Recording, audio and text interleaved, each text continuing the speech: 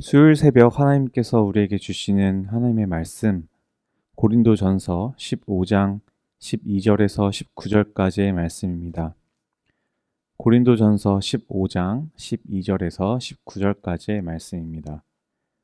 제가 대신하여 읽겠습니다. 그리스도께서 죽은 자 가운데서 다시 살아나셨다 전파되었거늘 너희 중에서 어떤 사람들은 어찌하여 죽은 자 가운데서 부활이 없다 하느냐.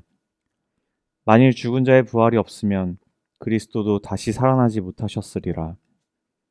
그리스도께서 만일 다시 살아나지 못하셨으면 우리가 전파하는 것도 헛것이요 또 너희 믿음도 헛것이며 또 우리가 하나님의 거짓 증인으로 발견되리니 우리가 하나님이 그리스도를 다시 살리셨다고 증언하였음이라. 만일 죽은 자가 다시 살아나는 일이 없으면 하나님이 그리스도를 다시 살리지 아니하셨으리라. 만일 죽은 자가 다시 살아나는 일이 없으면 그리스도도 다시 살아나신 일이 없었을 터이요. 그리스도께서 다시 살아나신 일이 없으면 너희의 믿음도 헛되고 너희가 여전히 죄 가운데 있을 것이요. 또한 그리스도 안에서 잠자는 자도 망하였으리니 만일 그리스도 안에서 우리가 바라는 것이 다만 이 세상의 삶뿐이면 모든 사람 가운데 우리가 더욱 불쌍한 자이리라. 아멘. 오늘 부활의 증거라는 제목으로 말씀을 전하려고 합니다. 우리 기독교는 부활 신앙이 바탕이 됩니다.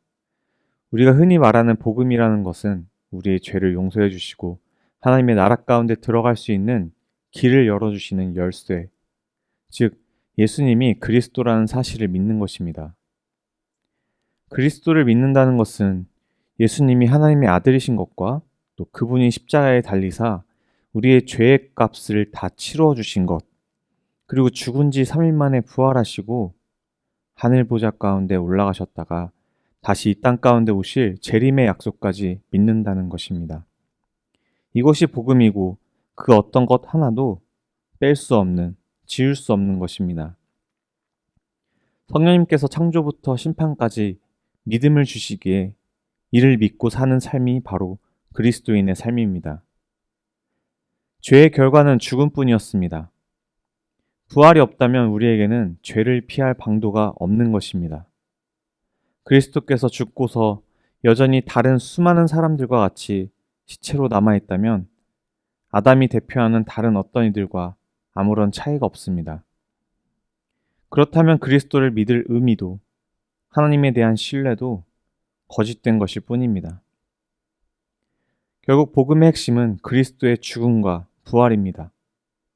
모든 사건이 성경 속에서 약속하신 대로 이루신 사건입니다. 불과 70년 전 이 땅 가운데 일어난 한국전쟁에 대하여 오늘을 살아가고 있는 젊은 층의 사람들은 사실 피부에 와닿지 않습니다.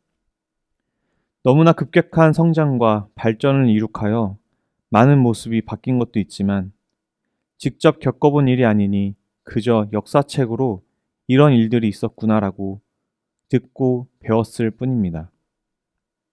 복음도 이처럼 성령님께서 도우시지 않으면 창조부터 심판까지 그 어떤 것도 믿기 어려운 것이 사실입니다.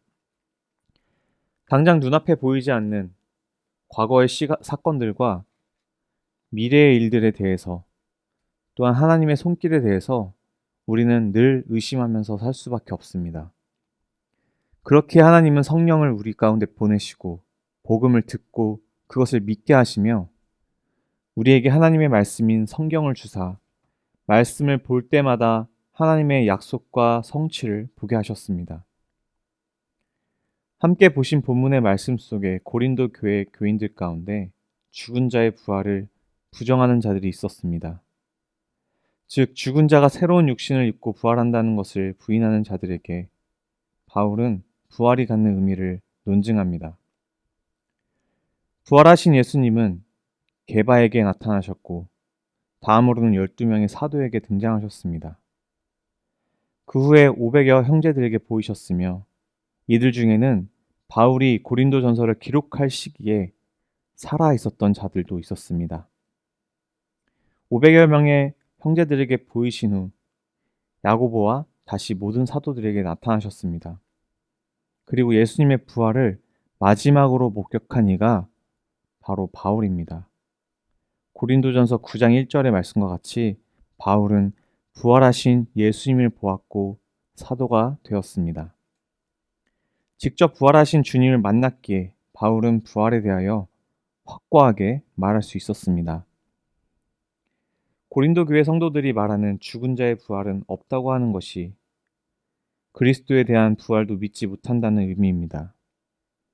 그리스도의 부활도 없다면 그리스도인들이 믿고 전파하는 복음도 참된 것이 아닌 거짓일 뿐입니다. 또한 하나님이 그리스도를 살리셨다고 증언하는 사람들의 말도 모두 거짓이 되고 맙니다. 결국 하나님을 믿는다는 것은 거짓이며 그저 듣고 배운 지식일 뿐인 겁니다. 예수님이 부활하고 올라가시며 올라간 모습 그대로 다시 오시겠다고 약속하신 재림의 약속과 심판날 성도들의 부활도 결국 모두 부정된다면 이 땅 가운데 살아가는 인생들에게는 아무런 소망이 없습니다. 그렇다면 우리가 복음을 전하는 행위가 모두 헛된 것일 뿐이라고 사도 바울은 말하는 것입니다. 부활은 죽음 이후에 다시 살아나는 것이라 우리 중 누구도 경험해 보지 못했기에 믿기가 어려운 것이 사실입니다. 그러나 인생에 있어 가장 큰 어려움일 것이라고 생각한 죽음을 극복한다는 이 부활 신앙은 하나님이 우리에게 허락하신 커다란 소망입니다.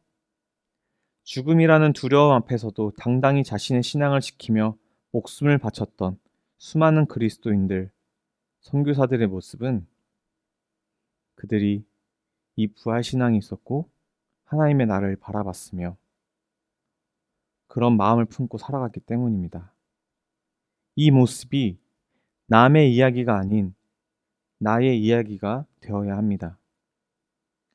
코로나라는 전염병으로 인해 나의 신앙이 그리스도에 대한 믿음이 굳건히 서 있는지 한번 돌아보셔야 합니다. 이 땅에서 안주하는 삶이 아닌 나에게 주어진 것들 속에서 최선의 모습으로 하나님이 주신 것들을 감사하며 돌보며 살아가는 우리의 모습이 되기를 소망합니다. 오늘 하루도 부활신앙의 결과로 주어진 나의 믿음을 소중히 생각하며 살 수 있는 하루가 되길 기도합니다. 기도하겠습니다. 하나님의 자녀로 살아가면서 믿음이 흔들리지 않게 도와주시고 이 땅 가운데 그리스도를 보내시고 다시 살리신 하나님 너무나 감사합니다. 세상의 핍박과 손가락질 속에서도 내가 주님을 온전히 의지하고 지금의 삶에 안주하지 않고 주님의 나라를 온전히 소망하며 살아가도록 항상 도와주시옵소서. 모든 말씀 예수님의 이름으로 기도드렸습니다. 아멘. 이 시간 우리가 기도 제목을 함께 보시며 기도하시겠습니다. 먼저 오늘 들으신 말씀을 잘 생각하시며 하나님, 내가 온전하신 주님의 나라 가운데 들어가며 주와 함께 온전히 영원히 살아갈 수 있는 그런 부활신앙을 내가 꼭 유지하고 내 믿음 가운데 지킬 수 있도록 도와주시옵소서. 함께 기도하셨으면 합니다. 또 두 번째로 담임 목사님 청빙을 위하여 기도합니다. 연희교회가 한 몸을 이루는 지체로서 머리 대신 예수님의 말씀과 뜻을 잘 전달할 수 있는 준비된 목회자를 모실 수 있도록 그 성도들의 영혼을 사랑하고 푸른 초장으로 인도하며 영혼의 생수를 마시며 성장시키는 목회자를 모실 수 있도록 사람의 생각과 방법이 아닌 오직 주님의 뜻과 방법으로 준비된 목회자를 모실 수 있도록 기도하시길 바랍니다. 그리고 코로나19의 조속적인 종식과 교회와 모든 성도들의 안전을 위해서 다음으로 김현희 선교사님을 위하여 함께 기도하시길 원합니다. 그리고 최금녀 집사님 무릎 수술이 회복될 수 있도록 기도해 주시기 바랍니다. 마지막으로 수험생들을 위해 기도합니다. 코로나로 인한 어려운 상황 가운데도 수능시험과 입시 준비를 잘 준비할 수 있도록 함께 마음을 다해 기도해 주셨으면 합니다. 강인우, 김나리, 김은지, 박재원, 임은영, 이재윤, 이지원, 전준원, 함동혁입니다.